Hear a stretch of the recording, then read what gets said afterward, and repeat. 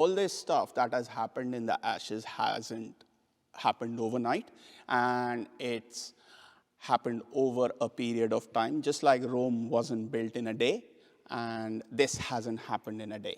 Okay.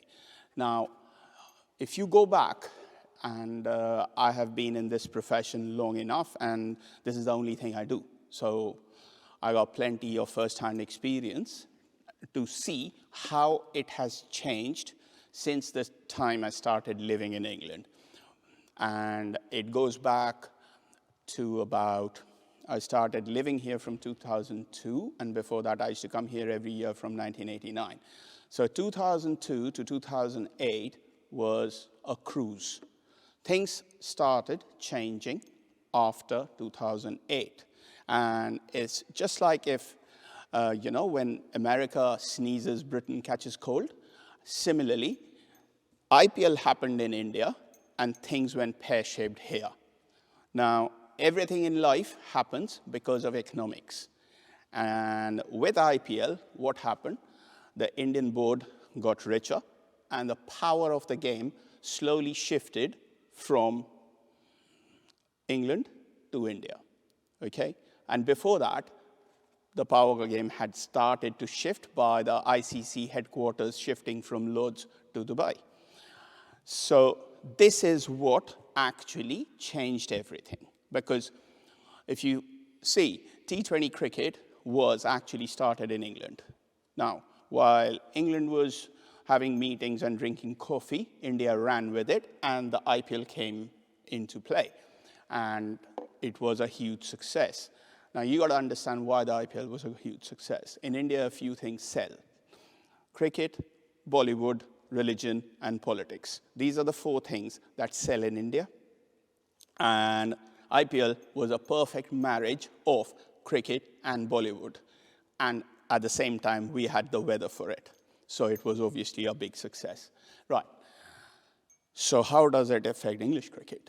Now, this is what happened. Because the power game shifted, people panicked.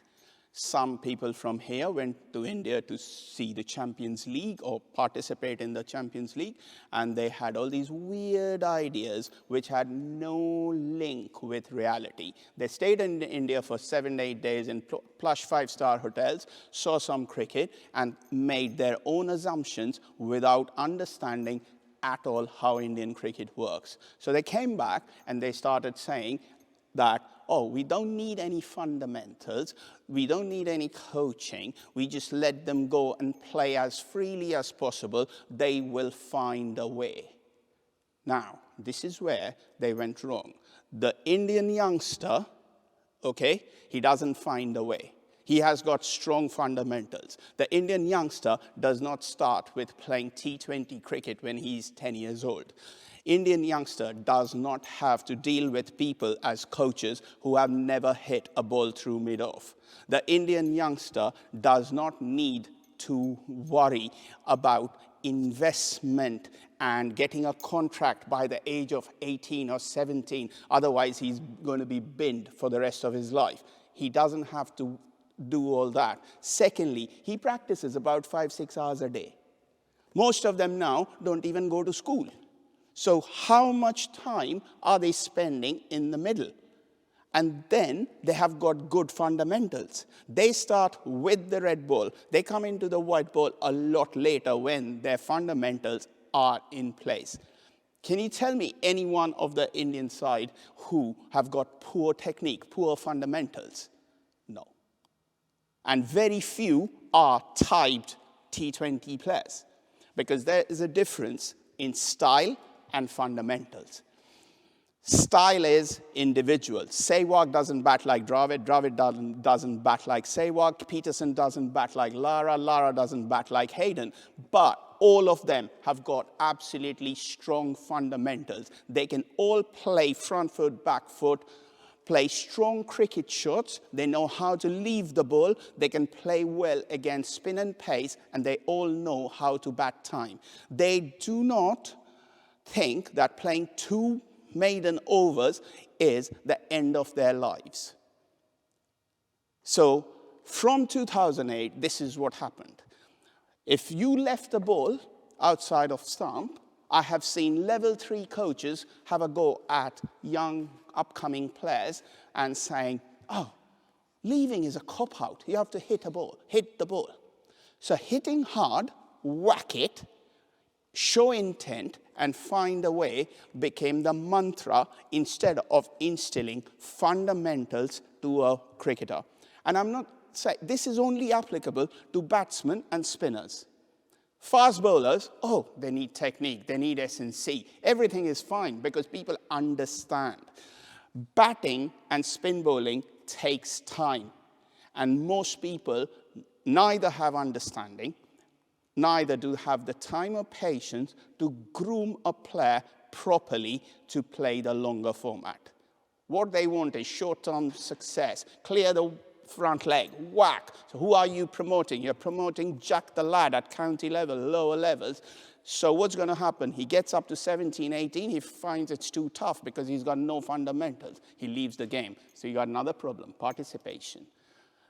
Then you get guys who can play and they get the wrong message.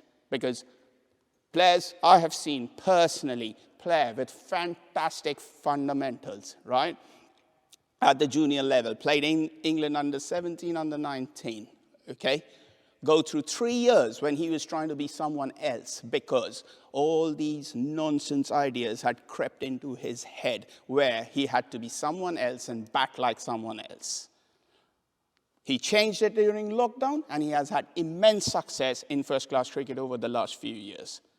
So all this goes back to 2 simple things. You need your fundamentals and don't try and typecast all players in as one. You can't have success like that. Every player has got their strengths and weaknesses, and we need to promote their strengths. No Indian player bats the same way. Rohit Sharma doesn't bat like Kohli. Kohli doesn't bat like Pant. Pant doesn't bat like Pujara. No one does it. But no coach is trying to make everyone like someone, which is clear the leg and whack it as hard as you can. The second part, anyone in England can become a coach. My mum, honestly, will not be able to hit a static football with a cricket bat here, and she will miss it. And she will fly through level 2, maybe level 3 in this country, just like her son became a hockey coach, level 1. I know one thing about hockey, which is it's played by 11 men. I don't know anything else about the game. However, I've got a badge. But in my case, I was embarrassed after 2 weeks to even go near a hockey field, and I binned that certificate. Now, certificates like that are given away left, right, and center in every sport, I think, in England, and more so in cricket. So what is going to happen? Previously, prior to 2008, these people who had certificates did not know anything about the game, right? Also had to sing from the same hymn sheet and had to teach fundamentals of the game. After 2008, these guys have been given a free run, okay? So they hear stuff on TV, on the T20 commentary. They have a perception and they go on their carnage at the grassroots level, at schools. And you can see cricketing genocide happening. And that is what you're seeing in test matches. Why can't people bat? Why can't people bat for long? What's the harm? Where's the patience to bat? There is no patience. Right, because it has been taken away. Kids are being told to go 5 and over, 6 and over against spinners when that guy is not good enough to play 12 balls from his crease and defend with a man at silly point short leg and first slip. How is that going to happen?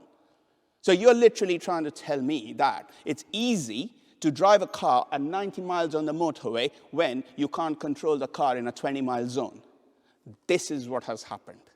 And till the time that is sorted, it is only going to go backward. Yes, you'll win some T20 games where they're big, strong, boys playing crick ball, mixture of cricket and baseball, is going to go there and whack it out of the park. Fine. Flat wickets, you're going to do that. but longer format, where the ball moves, where the ball spins, where the ball turns, where the ball seams. I'm sorry, it's not going to happen till the fundamentals of the game are being catered to. Look at the people involved in Indian cricket. Look at who are in charge of Indian cricket. Right, you got people like Saurav, you got people like Dravid, you got every association, every state association's coaches are ex-first-class players. We do not have numpties as state coaches. We do not have people who have played 3rd division cricket, 8th division cricket in charge of state sides. We don't. If you want to be involved in cricket, you are a volunteer, stay as a volunteer. Stick to the non-technical and tactical parts of the game. Don't come into the technical and tactical parts of the game because you know nothing about it. I don't go into a maths class or a physics class and tell the maths teacher or the physics teacher how to teach quadratic equations or Boyle's law, Pascal's law. I don't. So why do these guys come in and absolutely create carnage at junior level? You got club players, average club players, who have all their life paid £4.50 to get a game, bat 11, bowl 5th change, is in charge of picking the next pro. So tell me this, where does this happen? Where does this happen? Your GP was qualified by a doctor. The guy who flew me on my Emirates flight last couple of weeks ago is a pilot who was qualified by a pilot. So why is it that when it comes to qualifying a cricketer, the guy who's making the decision to qualify him as a cricketer has never ever been paid to play a pound, is making a decision on whether this guy is good enough to get paid as a cricketer? How is that right? It cannot be right. There's something fundamentally wrong. It is just creation of jobs for second-team failed players and academy rejects with a piece of paper who need employment. That is what it is. It is creating jobs, nothing else. If you go in this area in Sussex, right, you got 9 private schools. Every private school has got someone in charge of cricket who is an ex-first-class cricketer. So you got about 3,000 first-class games of experience. How much of that is put into the county system? And it is not only here, you go to any county. Who are in charge of the county age group programs? They will say, oh, the guys who are ex-players won't come and do it for this kind of money. Yes, so where is the money going? The money is going on touching cones. And money is being invested on people who got no hope in hell of playing cricket at a higher level because they can't lift left hand and right leg together. So if the fundamental is so wrong, how are you going to survive in a game which requires massive fundamentals?